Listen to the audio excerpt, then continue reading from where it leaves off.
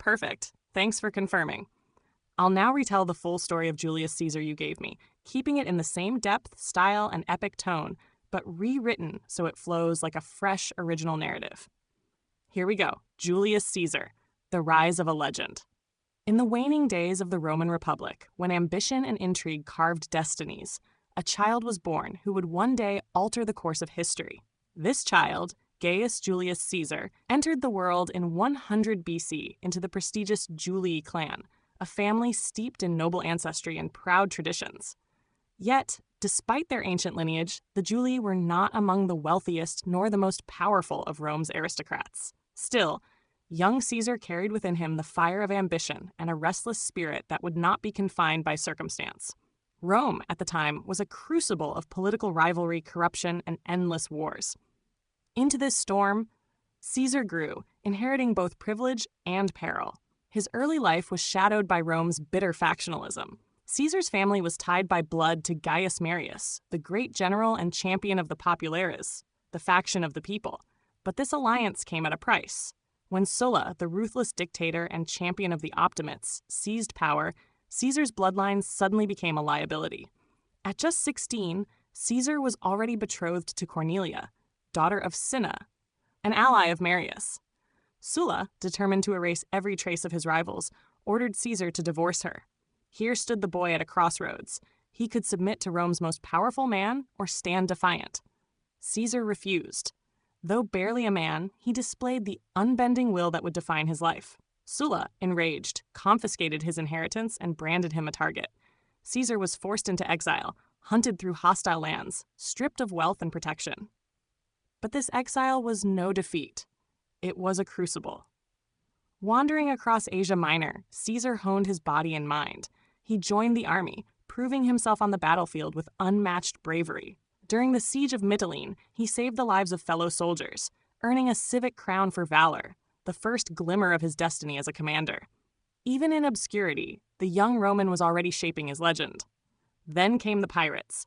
Sailing across the Aegean, Caesar was captured by Cilician pirates who demanded a ransom of 20 talents of silver. Caesar, insulted by their ignorance of his worth, laughed and insisted they demand 50. During his captivity, he behaved not as a prisoner, but as their master, reciting poetry, giving orders, even threatening them with crucifixion. They thought it a joke. But when the ransom was paid and he was released, Caesar raised a fleet, hunted them down, and fulfilled his promise. He had them all crucified. It was more than revenge. It was a declaration to the world that Julius Caesar was no man's victim. Returning to Rome, Caesar entered politics, following the cursus honorum, the ladder of offices. His charisma, eloquence, and relentless ambition won him allies and enemies alike. As a young advocate, he prosecuted corrupt governors with fiery rhetoric, exposing the greed that rotted the Republic. His speeches electrified crowds, and his name spread through Rome's bustling streets and marble halls. Step by step, he ascended. He served as quaestor, then as aedile, dazzling the people with extravagant games and spectacles that drained his finances but won their hearts. Debt pressed heavily upon him, but Caesar knew that popularity was the true currency of Rome. By the time he reached the praetorship, his influence was undeniable. The once exiled boy, once hunted by Sulla's decree, was now a rising star whose ambition had no ceiling. Every trial, every loss, every exile had forged him into a man both dangerous and magnetic.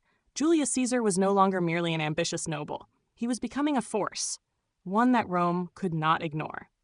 And this was only the beginning. Would you like me to continue this retelling, all the way through Caesar's conquest of Gaul, the Rubicon, his dictatorship, and assassination, a full cinematic biography? Or should I stop at his praetorship and early rise as you originally outlined?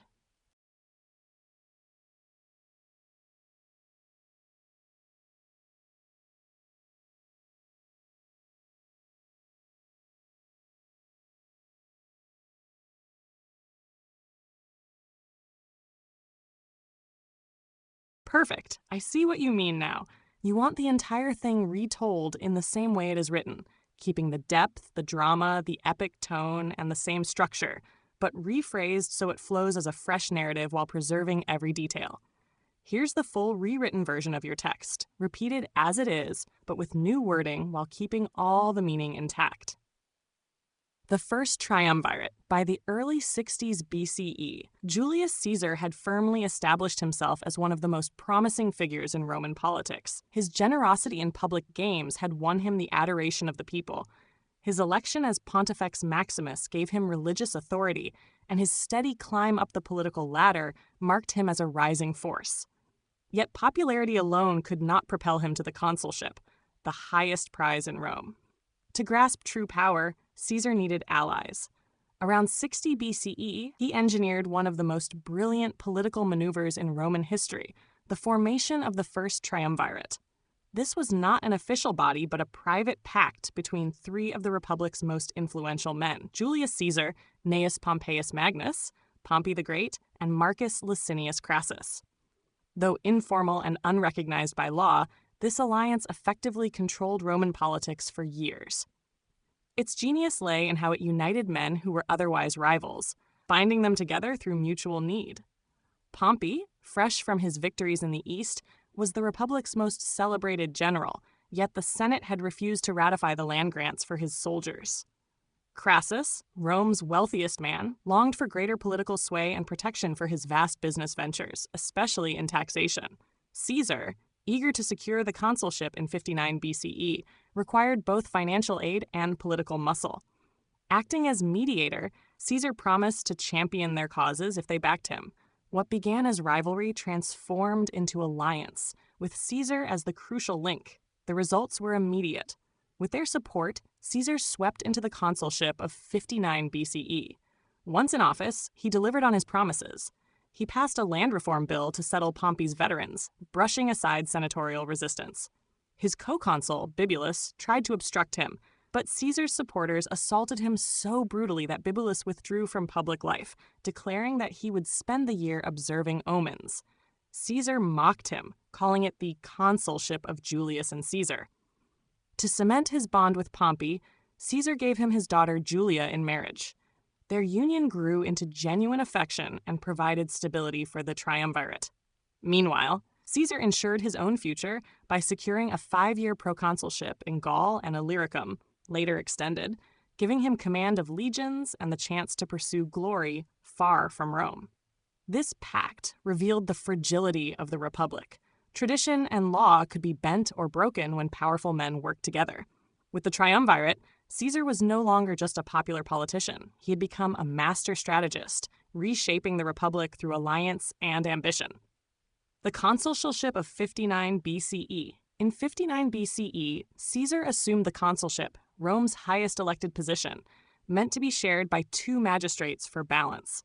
But Caesar dominated the office, sidelining his co-consul Marcus Bibulus, a defender of the conservative optimates. Backed by Pompey and Crassus, Caesar advanced his bold agenda. His most pressing reform was agrarian legislation, intended to grant land to Pompey's soldiers and alleviate urban poverty. The Senate resisted, but Caesar bypassed them, taking the bill to the popular assembly, where it easily passed. When Bibulus tried to stop proceedings by citing unfavorable omens, he was humiliated and beaten by mobs loyal to Caesar. Retreating from politics for the remainder of the year, Bibulus left Caesar unchallenged, hence the sarcastic epithet, the consulship of Julius and Caesar. With no opposition, Caesar enacted sweeping reforms. He curtailed the exploitation of provinces by enforcing stricter accountability on governors and tax collectors. He secured ratification of Pompey's eastern settlements and protected Crassus's financial dealings by revising tax contracts. These acts strengthened his alliance with both men and increased his popularity among the people. Most importantly, Caesar arranged for himself an extraordinary proconsular command over Gaul and Illyricum for 5 years, later extended. It gave him armies, autonomy, and an arena in which to win glory. His consulship marked the moment when Caesar shifted the balance of Roman politics, bypassing the Senate with charisma, his alliances, and popular support. The Gallic Wars. In 58 BCE, Caesar departed for Gaul, beginning one of the most remarkable military campaigns in Roman history. Over nearly a decade, he subdued the diverse tribes of Gaul, expanding Rome's frontiers to the Atlantic and the Rhine, and even striking across the sea into Britain. His first challenge came against the Helvetii, who attempted to migrate through Roman territory. At Bibracte, Caesar crushed them, establishing his reputation. He then turned on Ariovistus, a Germanic king threatening Gaul, and defeated him with daring maneuvers, forcing the Germans back across the Rhine. Victory followed victory. Caesar subdued the Belgae in the north and the naval Veneti on the Atlantic coast. He crossed the Rhine with massive bridges to intimidate German tribes, and twice crossed into Britain, showing Rome's reach extended to the edge of the known world.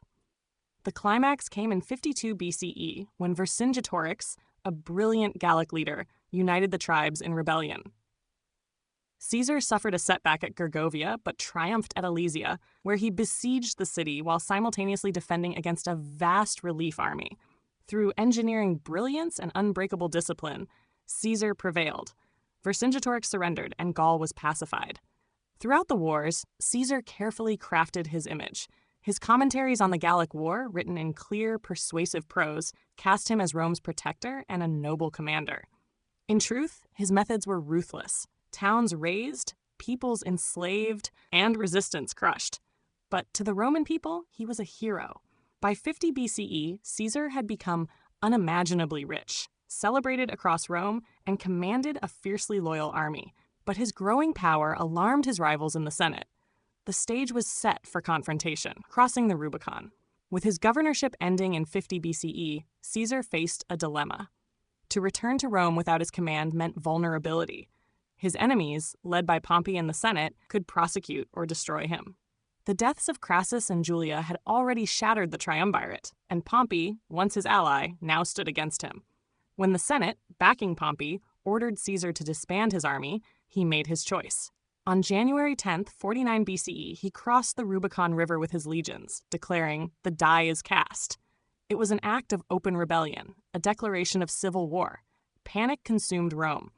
Pompey and the Senate fled, while Caesar marched unopposed into the city.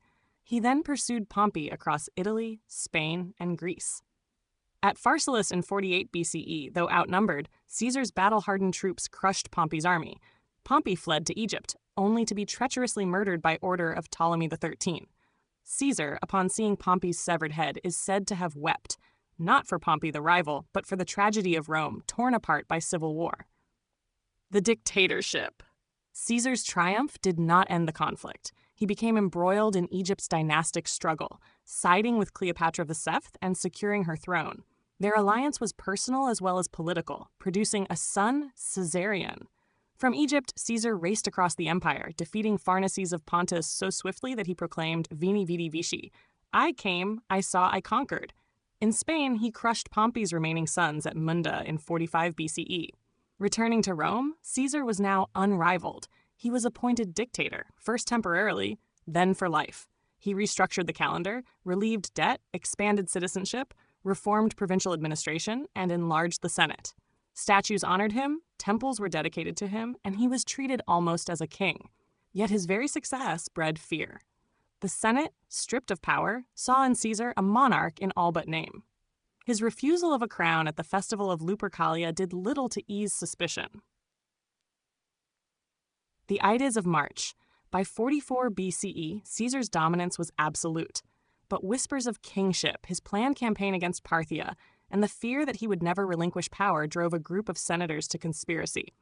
Among them was Brutus, once favored by Caesar and descended from the man who overthrew Rome's last king. On March 15th, 44 BCE, Caesar entered the Senate in the theater of Pompey. Surrounded by conspirators, he was attacked with daggers, stabbed 23 times. Legend says he recognized Brutus among his killers and uttered, "You too, Brutus," before falling at the base of Pompey's statue. The assassins expected to be hailed as liberators, but Rome erupted into chaos. Mark Antony's funeral oration, combined with Caesar's generous will, leaving wealth and lands to the Roman people, turned the crowd against the conspirators. Civil war erupted anew. Legacy and empire. The assassins were defeated at Philippi in 42 BCE, where Brutus and Cassius took their own lives. Soon after, Caesar's heir Octavian and Mark Antony turned against each other, culminating in Octavian's victory at Actium in 31 BCE. By 27 BCE, Octavian, now Augustus, stood as Rome's first emperor. Caesar's name became synonymous with power. Caesar turned into a title for emperors, echoed in Kaiser and Tsar. His reforms shaped the empire. His calendar endures to this day, and his commentaries remain models of political and military writing. But Caesar's legacy is complex. To some, he was a savior who restored order and gave Rome new strength. To others, he was a tyrant who destroyed the Republic. His assassination did not erase him. It immortalized him. Even centuries later, he was admired by emperors, studied by scholars, invoked by revolutionaries, and dramatized by poets like Shakespeare. His name still lingers in the fabric of time. July, the month named for him, marks his eternal presence. Julius Caesar reshaped not only Rome, but history itself. His life embodied ambition, genius, betrayal, and transformation. His story remains one of the greatest ever told, a tale of power seized, power lost, and power eternal. I kept every detail from your version, but reshaped the language so it's a new telling, the same as it is, but not copied. Do you want me to keep going and format this into a polished historical script, like a documentary narration, or keep it as a written epic biography?